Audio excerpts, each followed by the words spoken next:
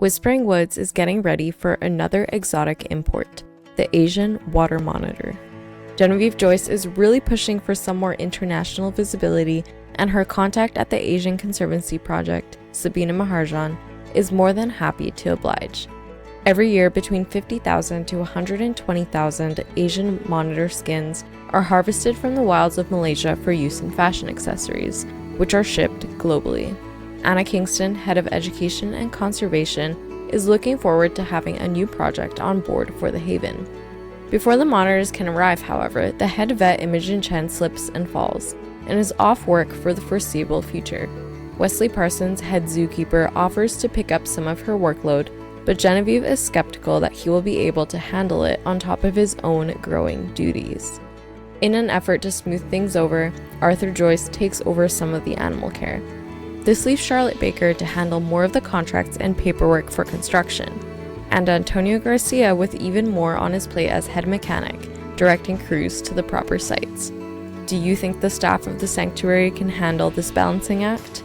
Welcome back to Whispering Woods Wildlife Haven. Hey everyone, Sparrow here. We're back in Little Asia today, and we're starting with terrain work. Jumping right in here, to make the water work, I'm using the Flatten to Terrace tool.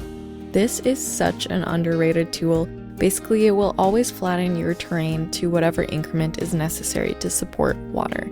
It moves in 1 meter depth, so if the depth you want is not quite where the tool is at, just use the push tool to sink the ground down a bit, and then use the Flatten to Terrace tool again to see where the next water level needs to be at.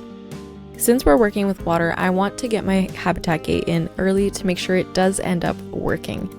Much of this will be null barriers, and as before, if it's not working from one end, just try from the other. More times than not, the barriers end up doing exactly what you want them to. At the front of the enclosure, I'm putting down some glass barriers for our main guest viewing area, as well as some additional glass barriers that will hold the water in. This is because our terrain is unfortunately not at one of those 1 meter levels that the water wants to go in at, so we need to cheat it a little bit. Thought about doing an underwater viewing area, but the surrounding terrain is unfortunately not high enough to support that. Also, I think it's important to remember that not every enclosure in an area can be super fancy and over the top like last week's Red Panda Pagoda, but hopefully this build is still worth your while.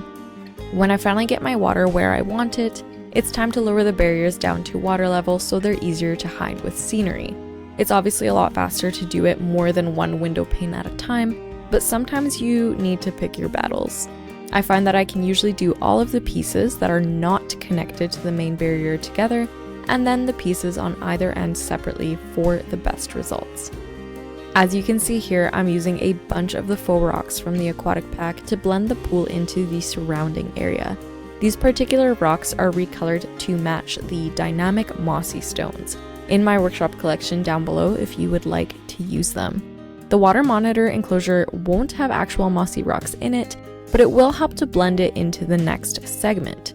This section will stick to faux rocks only since I feel like Little Asia in general is quite commercialized, even if it has a good conservation mission. So this faux rock pool kind of reflects that.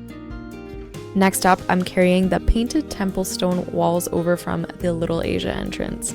These will be retrofitted with some small windows that allow guests to see the water monitors at the animal level, nice and low to the ground.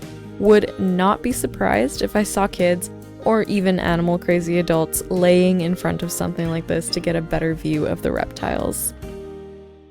With the first peek through in place, I'm moving this Japanese maple by Romana Palacios into a better area, checking my sightlines, and then moving on to 2 more little windows, which will give guests a view into a rest area for the reptiles, which will feature a custom heat lamp, so keep watching for that. After making sure the windows have a glass barrier and the lock barrier that will prevent guests from trying to view animals through scenery pieces is hidden in said scenery pieces, it's planting time. Perhaps this enclosure is a bit more tropical than it should be, but I can live with that. The banana palm, for example, will actually be in a pot so it can be moved in and out of the enclosure depending on the weather, and many plants can survive in a zone that is slightly too cold provided they are covered by burlap or cloth in the winter. Underwater, these liana vines will add lots of texture along the faux rocks, though they do also take up quite a bit of hitbox space. I wanted something other than lily pads on the surface and learned that water hyacinth is actually an invasive plant in Indonesia. So why am I using it here? Because of its status as an invasive plant, pretty much a weed, there is obviously a lot of it. Some Indonesian artisans, especially women, have found ways to use it in the creation of baskets, jewelry, and other wares they can sell to support themselves, and I thought that was pretty cool. Put some full rocks down with the usual trick of putting them in a group, aligning to surface, and then sinking the whole group down into the ground. And then it's time for some terrain painting. As usual, I'm starting off with the entire enclosure painted in soil, and as usual, I am unable to find the soil that is keeping my enclosure from being perfectly balanced, as all things should be. So, new approach.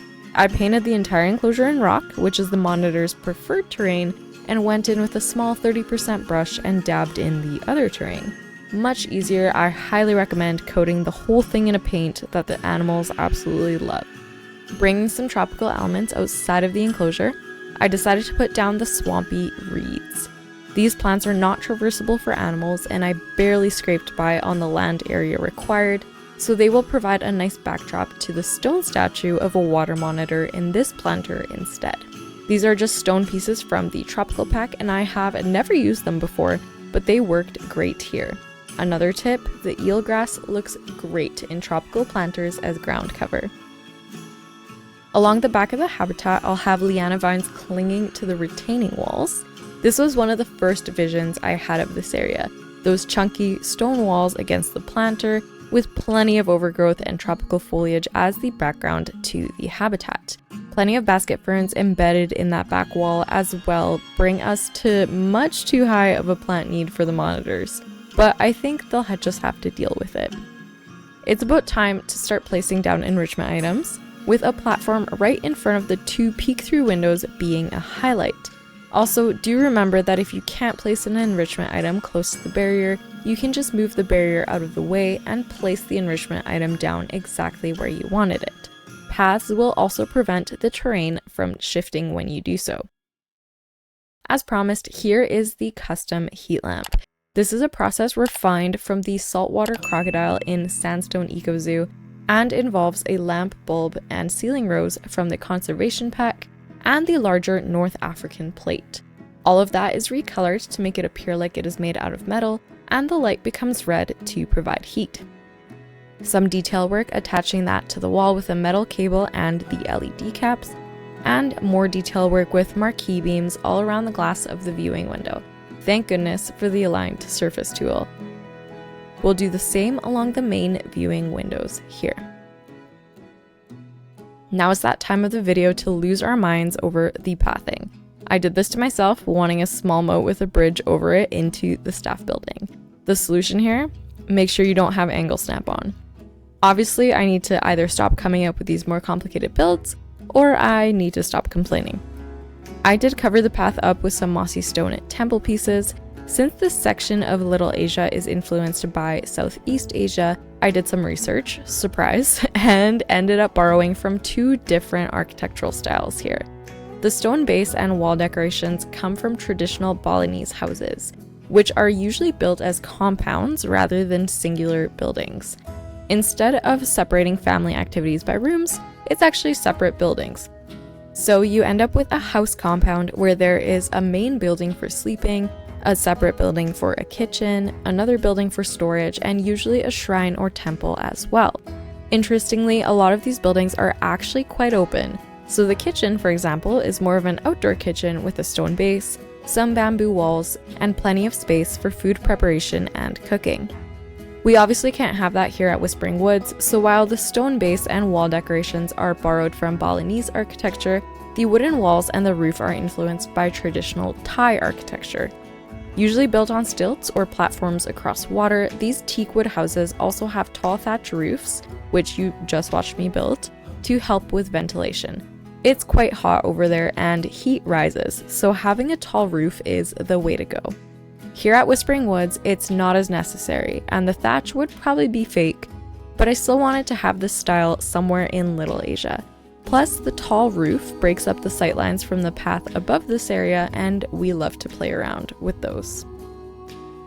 Once my walls were set up, I realized my roof actually wasn't wide enough, so I filled in the gaps with these awning pieces.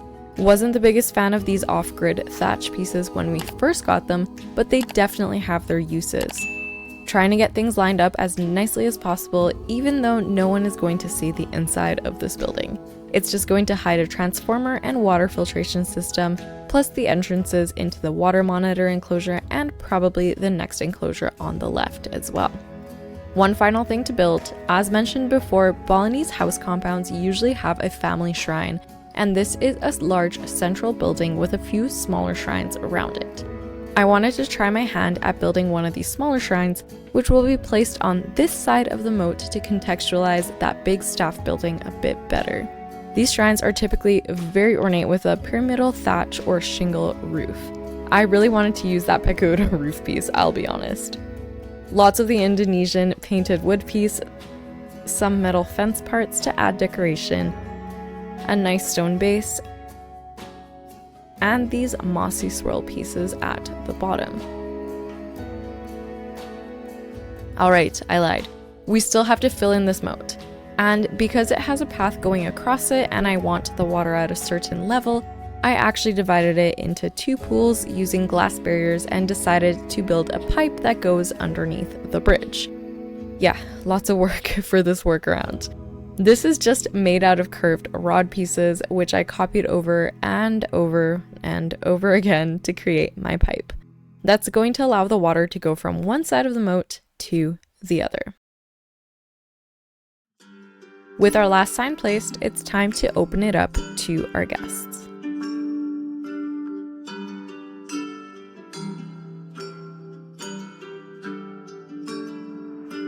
Entering Little Asia, if you take a sharp right, you'll come face to face with this stone creature. And if you're lucky, a view of the real thing through these windows. Here's our female monitor taking a snooze under the heat lamp. Another small window shows the reptiles enjoying their dinner. These guys don't need to be fed every day, so if you catch feeding time, consider yourself lucky. Finally, this beautiful view out over the water where we can see the monitors swimming about.